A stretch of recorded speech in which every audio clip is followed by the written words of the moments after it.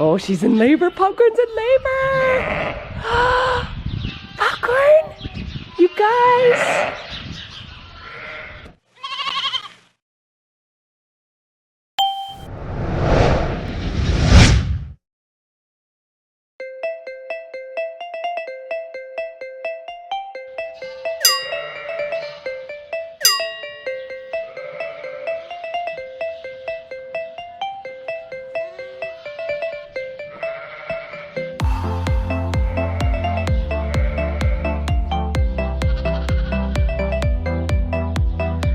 Oh, I figured there'd be a bunch of babies here. 4. Did you have 4? You might have. 4? 1, 2, 3, 4. Popcorn, you haven't had yours yet, I don't think. Oh, she's in labor. Popcorn's in labor.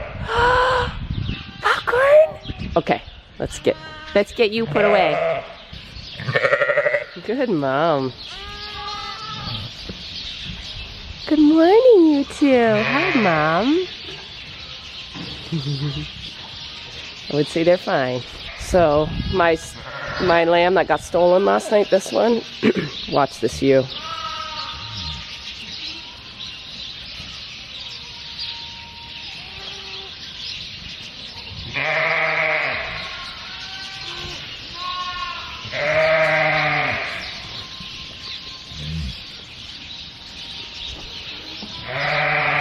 Maybe she's alright. Yeah.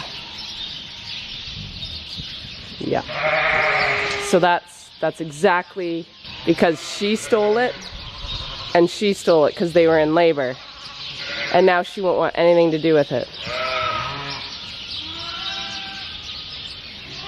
Oh. I could see if Blackie would take her. She might. I doubt it though. Would you take this one? Do you remember you liked that one? Oh, no way. No way. Are you kidding? That never happens. Like, I'm not gonna leave 3 on her, but... No way. Are you kidding me?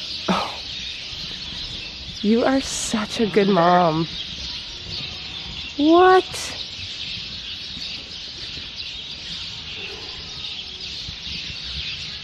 Okay.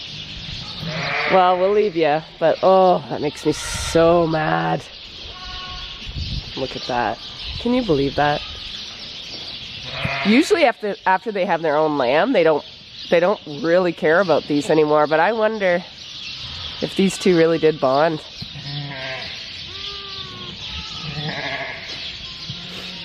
Interesting. And usually this long after, like it's been 10, 11, 12, 1, 2, 3, it's been 6 hours. That usually never happens.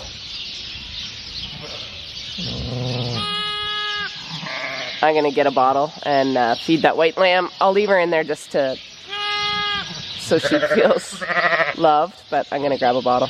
I might grab a bottle to feed these guys, because they're pretty yappy for just being born. Yeah. And I'm gonna watch Popcorn. We're gonna have little baby popcorns. It's so exciting. So I tried to feed the quads. Which one drank? This little one drank a little bit. The rest did not drink at all. Wouldn't even try. So I'm assuming she's been feeding them for most of the night. The little white one, I gave, how much did I give? Oh, which bottle did I give her? This one. She drank about 150 mils. So it was thirsty, and I did mix up colostrum for it, even though it's been it's been about 6 hours, but it's still pretty close. It still needs colostrum, because I doubt that mom gave it very much. I'm just leaving her in there with that one just for love for now. I don't want to put her in her pen, in the bottle baby pen, all by herself, because it feels weird. So I'll keep her in there for a bit, and then when I actually record the lambs, then I'll pull the lamb and put her in the young the pen that I took all those lambs out of yesterday. I'll put her in there. And then what I might do is grab the youngest one out of that group and put it with her for a companion and B, kind of a trainer onto the machine. That usually works pretty good. Now I'm not sure what to do. If I wait for Popcorn to lamb, will she lamb, or should I go back to the house, finish editing yesterday's vlog that I haven't even started, and hopefully she lands on her own? Or do I just finish my coffee and chill and watch Popcorn have a baby?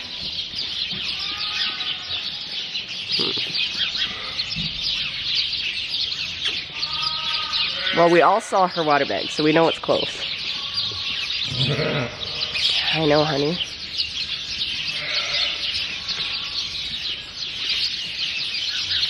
She's grinding her teeth.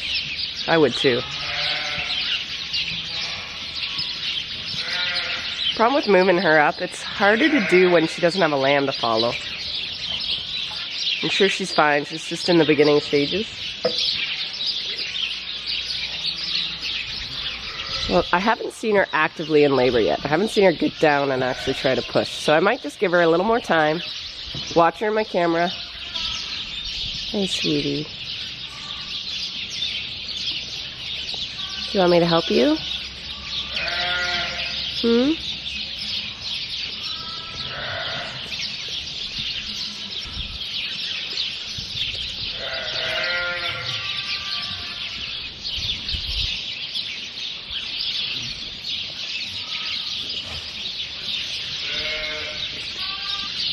I'm not comfortable with the way that, I know you guys can't see because my camera's acting up, but sometimes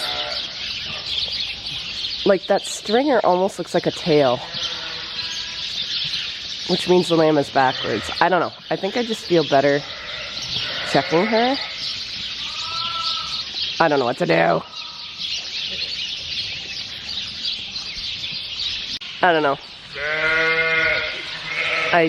It's Popcorn. I need to check. All is good.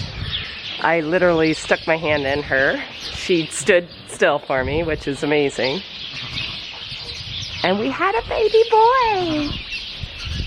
And from what I can feel, hi honey. From what I can feel so far, it looks like she's only having one. And if that's the case, I'm gonna grab that white lamb that I put on the black ewe, and I'm gonna try and foster it on this, because the good thing about that lamb, it's hungry and it's aggressive, and it knows where all the working parts are. So if I can rub that lamb with all Popcorn stuff, as long as she's guaranteed not to have another one. But it's not gonna hurt, because I gotta pull that lamb off anyway and put it on the machine. So I'd rather put her on her ewe. And Popcorn's a sweetie. So I'm gonna grab Popcorn, put her in that lambing pen, and try to foster that lamb. But I gotta do it quick.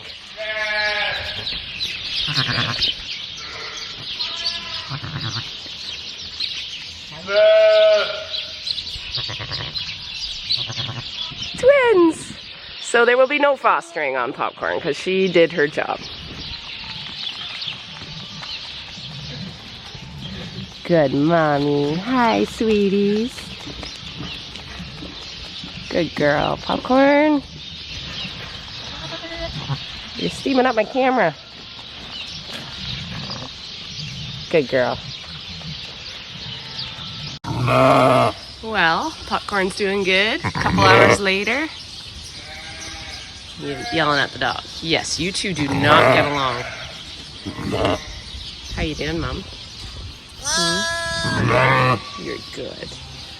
Well, that little white one's just feasting away. I have to get that one off that ewe, because I don't want it to take away from her real babies. So I'm gonna start recording everything and start tearing down some of these pens to make the second half. I don't think there's any other babies yet. Everybody's just ruminating.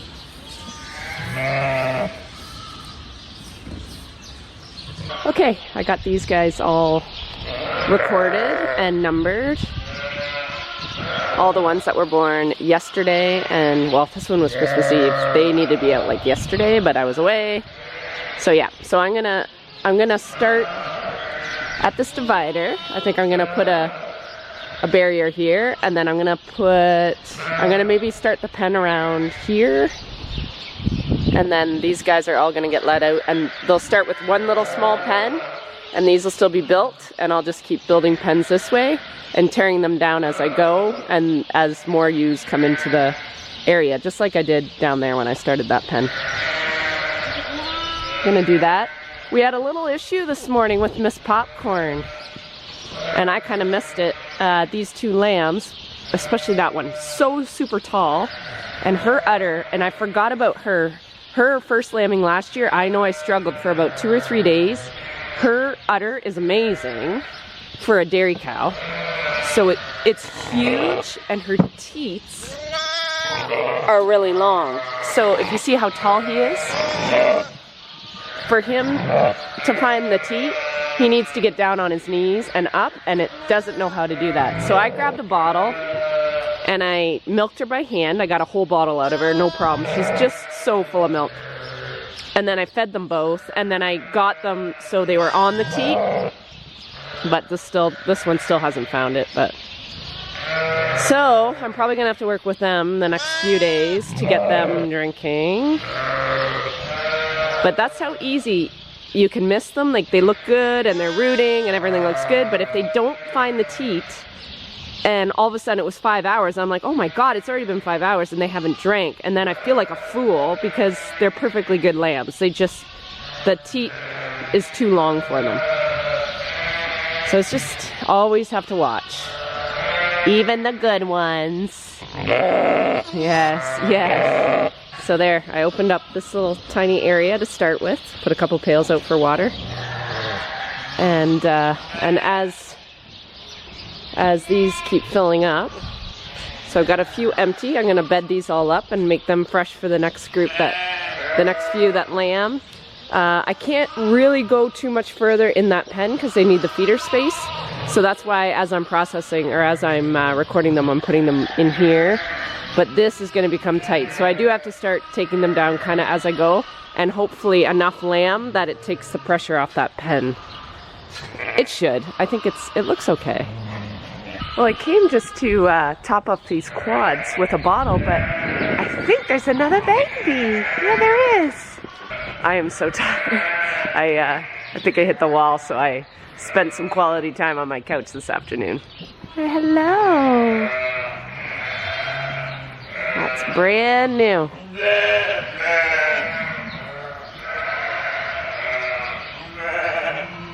You know, the first cycle of this group, they seem to lamb a lot more in the morning, and this later half seems to be very active this time of night, like after supper hours, which I guess is okay because I'm here anyway. It's just that when you get up at 4, by the time like 8 or 9 comes around, I'm pretty tired. I want to go to bed. Okay, so I got a bottle. Are you guys drinking now? I think they got that figured out, hopefully. Maybe.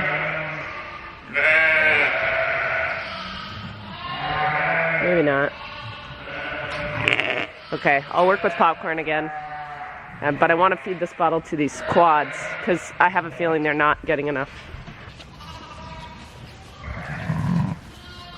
4 is a lot. Okay, I got her moved in.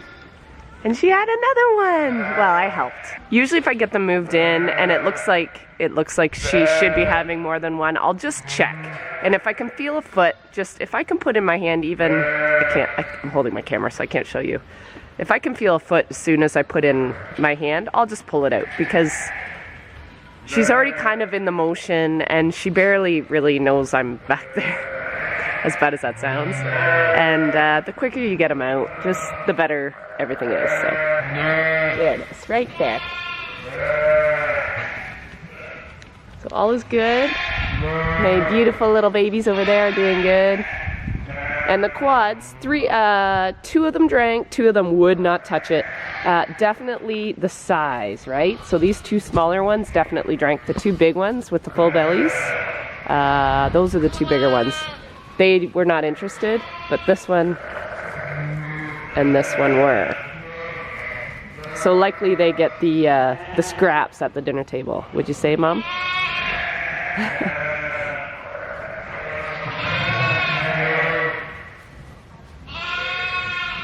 And my sweet popcorn with her twins.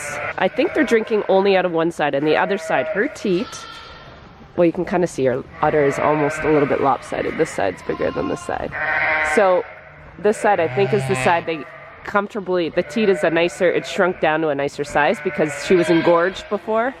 This side is still not, so I took out a whole bottle. They've drank some already. I took out a whole bottle off that one side, and she's still full, and she was kicking me pretty bad, so I think that side's bugging her. So what I'll probably do is, if I come back yet again tonight, I might try to take out more again, and then in the morning do it again, because I think she's uncomfortable, and I think when they go to drink, she's been kicking them. So I just don't want to. I don't want that quarter getting mastitis, and I don't want her in pain. Oh goodness, they're cute.